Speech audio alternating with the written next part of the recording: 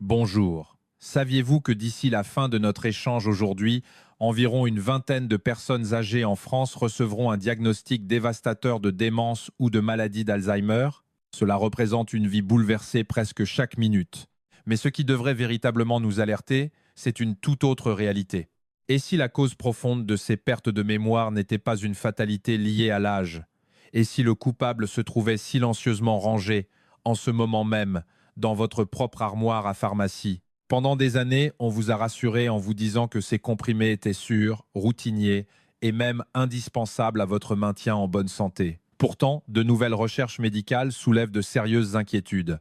L'immense majorité de nos aînés n'a absolument aucune idée qu'au moins un des traitements qu'ils prennent quotidiennement pourrait réduire de plus de 28% les centres vitaux de la mémoire dans leur cerveau, et ce, en moins d'une année. Laissez cette information résonner en vous un instant. Je sais que cela peut paraître effrayant. Je suis le docteur Karim et je suis ici pour vous accompagner avec bienveillance. Dans ma pratique de tous les jours, j'ai vu cette situation se produire bien trop souvent. Les patients accordent une confiance aveugle à leurs ordonnances, partant du principe que si un professionnel de santé l'a prescrit, c'est que c'est inoffensif. Or, l'industrie pharmaceutique connaît ses effets dévastateurs depuis des décennies. En France comme ailleurs, on continue de distribuer ces mêmes molécules qui peuvent accélérer le déclin cognitif de millions de personnes. Une étude récente publiée par des instituts de recherche en neurologie a d'ailleurs révélé qu'une classe particulière de médicaments augmentait le risque de démence de 49% chez les personnes âgées après seulement 2 ans d'utilisation régulière. C'est presque la moitié du risque normal qui s'ajoute, un chiffre vertigineux. Aujourd'hui, nous allons explorer ensemble, pas à pas, les 9 traitements les plus risqués qui peuvent déclencher une perte de mémoire rapide. Nous irons des plus communs, souvent banalisés, jusqu'à ceux dont l'impact sur notre esprit est le plus lourd. Le troisième de notre liste, par exemple, est prescrit pour un motif qui semble totalement inoffensif, mais il atrophie les zones clés de votre mémoire sans même que vous vous en rendiez compte. Avant d'entrer dans le vif du sujet, je vous invite à créer un dialogue avec moi. Dites-moi dans les commentaires quel traitement vous prenez chaque jour. Avez-vous déjà ressenti ce fameux brouillard cérébral ou des oublis inexpliqués après avoir commencé une nouvelle prescription? Nous lisons attentivement chaque retour, car briser le silence pourrait littéralement sauver votre clarté d'esprit. Commençons notre cheminement par une molécule qui se cache probablement déjà dans votre salle de bain, prête à brouiller vos pensées avant même l'apparition du premier symptôme. Il s'agit de la diphénhydramine. C'est un antihistaminique très courant, souvent présenté sous forme de petites pilules que beaucoup de gens utilisent pour trouver le sommeil, calmer des allergies saisonnières ou soulager un rhume. C'est peu coûteux, disponible sans ordonnance dans n'importe quelle pharmacie de quartier, et on pense bien faire en l'utilisant pour passer une meilleure nuit. Mais à l'intérieur de votre cerveau, cette substance perturbe activement votre hippocampe, la région précieuse responsable de la formation de vos nouveaux souvenirs. Cette molécule appartient à une famille appelée les anticholinergiques. Leur mode d'action bloque un neurotransmetteur essentiel, l'acétylcholine, le messager chimique qui vous permet de rester alerte et d'enregistrer de nouvelles informations. En vieillissant, notre cerveau devient vitalement dépendant de chaque goutte d'acétylcholine qu'il peut produire. Selon des études récentes en gériatrie, les personnes âgées qui utilisent régulièrement ces traitements ont un risque 54% plus élevé de développer une démence. Alors, comment protéger votre esprit? Évitez les traitements contenant de la diphénhydramine, en particulier ceux vendus pour l'aide au sommeil ou le rhume de nuit. Si vous souffrez d'allergies, il existe aujourd'hui des options non sédatives beaucoup plus modernes et sûres, comme la loratadine, qui ne traverse pas la barrière hémato-encéphalique. Surtout, retenez cette règle d'or. Ne supposez jamais que sans ordonnance signifie sans danger pour le cerveau, et ne modifiez jamais vos traitements sans en parler d'abord à votre médecin. En glissant notre regard sur l'étagère suivante, nous trouvons des boîtes conçues pour apaiser notre système digestif, souvent perçues comme d'une grande douceur. Pourtant, il s'agit des inhibiteurs de la pompe à protons, ou IPP, comme l'oméprazole ou le pantoprazole. Ces médicaments sont formidables pour réduire l'acidité de l'estomac et traiter les reflux gastriques.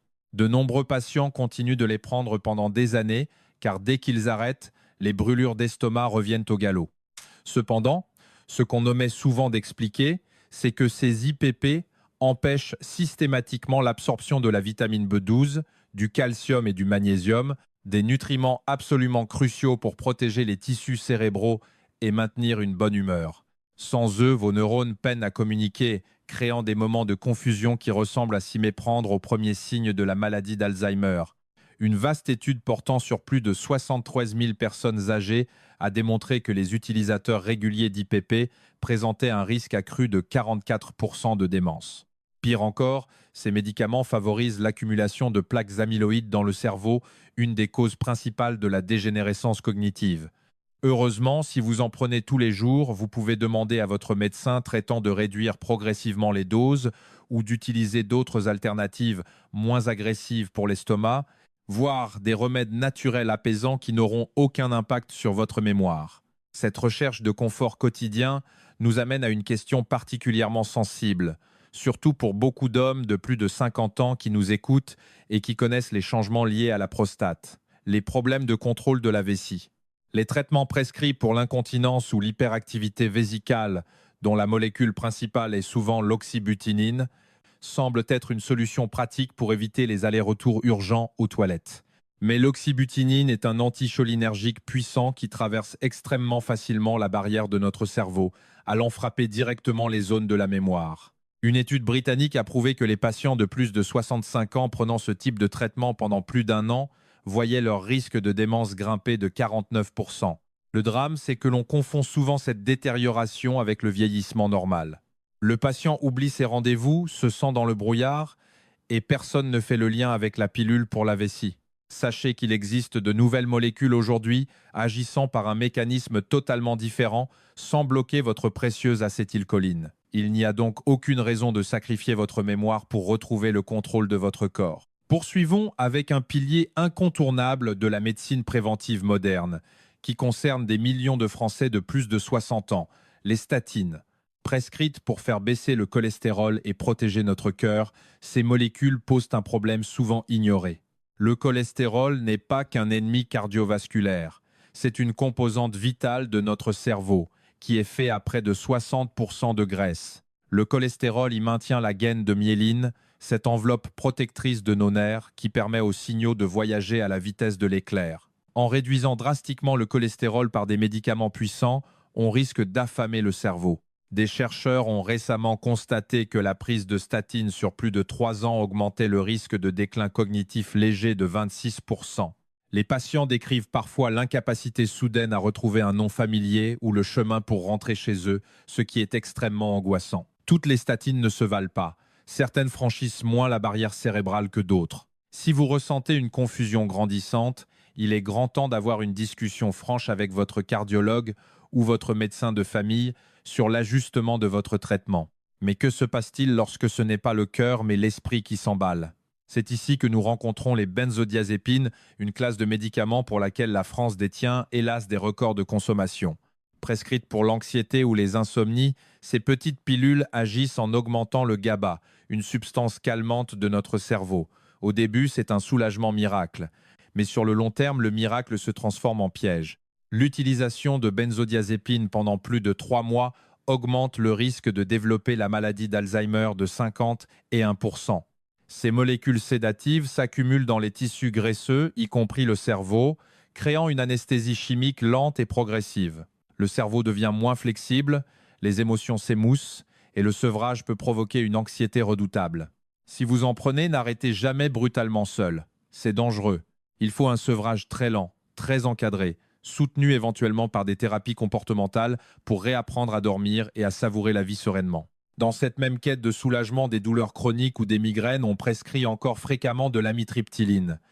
Présenté comme un comprimé miracle à tout faire, c'est en réalité l'un des médicaments anticholinergiques les plus redoutables en circulation. Son blocage de l'acétylcholine est si massif que le déclin cognitif n'est pas qu'un risque, c'est presque une conséquence attendue à long terme.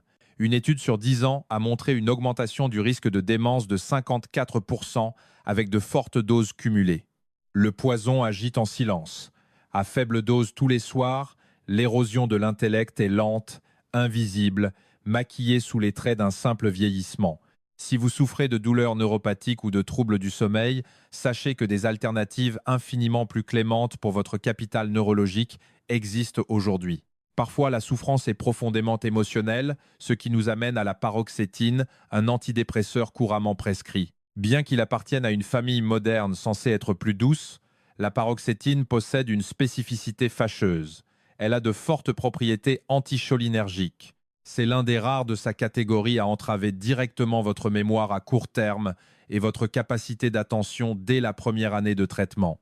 Il est cruellement paradoxal de prendre un médicament pour stabiliser son humeur, si celui-ci finit par voler notre clarté d'esprit. Les autorités gériatriques considèrent désormais ce traitement comme potentiellement inapproprié pour les personnes âgées. Des alternatives de la même famille existent et sont bien mieux tolérées, souvent complétées par une bonne cure de vitamines du groupe B pour soutenir naturellement notre morale. Nous arrivons maintenant à une situation qui touche souvent nos aînés les plus vulnérables, parfois lorsqu'ils intègrent un EHPAD ou font un séjour prolongé à l'hôpital. Je parle de l'utilisation des antipsychotiques à des fins détournées. Conçus pour des troubles psychiatriques lourds, ils sont aujourd'hui prescrits pour calmer l'agitation, les insomnies rebelles ou la confusion chez les personnes âgées. Les résultats sont tragiques.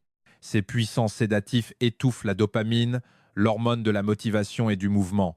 Les patients s'éteignent, semblent transformés en ombre d'eux-mêmes, le regard vide.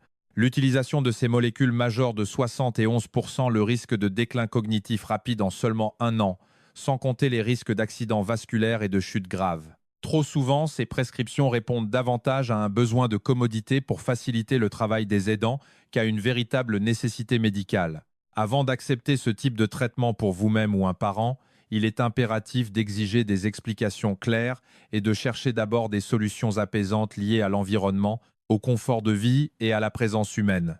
Enfin, la cause numéro 1 du déclin cognitif induit par les médicaments n'est pas une simple pilule isolée. C'est une menace invisible, insidieuse que nous, médecins, appelons la polypharmacie anticholinergique. Imaginez un instant le quotidien de tant de patients.